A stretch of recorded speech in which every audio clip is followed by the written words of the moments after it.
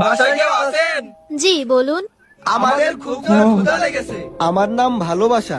আমার নাম সম্পদ। আচ্ছা আমার নাম সফলতা। আসুন তাহলে ভিতরে এসে খাবার খেয়ে যান। আচ্ছা না, না, আপনি আমাদের তিনজনের মধ্যে থেকে যে কোনো একজনকে ডাকতে পারবেন। আপনারা 1 মিনিট দাঁড়ান, আমি আসছি। আচ্ছা শুনছেন, বাইরে 3জন লোক এসেছে, ভালোবাসা, সম্পদ আর সফলতা। তারা খাবার খেতে চায়, নিয়ে আসো তাহলে। কিন্তু ওনারা বলছে যে কোনো একজনকেই আনতে পারবো। তাহলে তুমি ভালোবাসাকেই নিয়ে আসো। আচ্ছা কিন্তু আমি তো ভাবছিলাম সম্পদকে ডেকে নিয়ে আসি, কারণ সম্পদ থাকলে তো সবই হবে।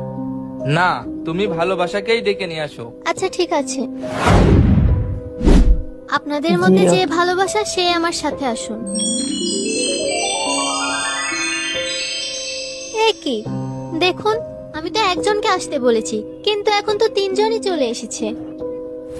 যদি আমরা Lovely. সম্পদ আর সফলতাকে ডাকতাম তাহলে ওরা কেউ আসতো না। যেহেতু আমরা ভালোবাসাকে ডেকেছি তাই ওরা সবাই এসেছে। কারণ ভালোবাসা থাকলে সফলতা আসবে, আর সফলতা থাকলে সম্পদ এমনিতেই আসবে। লাভলি, একদম জাস্ট অসাধারণ। ভালোবাসা থাকলে সবকিছু জীবনে সম্ভব, এটা আমি খুব মানি। ভালোবাসা থাকলে তোমার সম্মান থাকবে, সম্পদ থাকবে, সব থাকবে, পরিপূর্ণ হবে তোমার সংসার।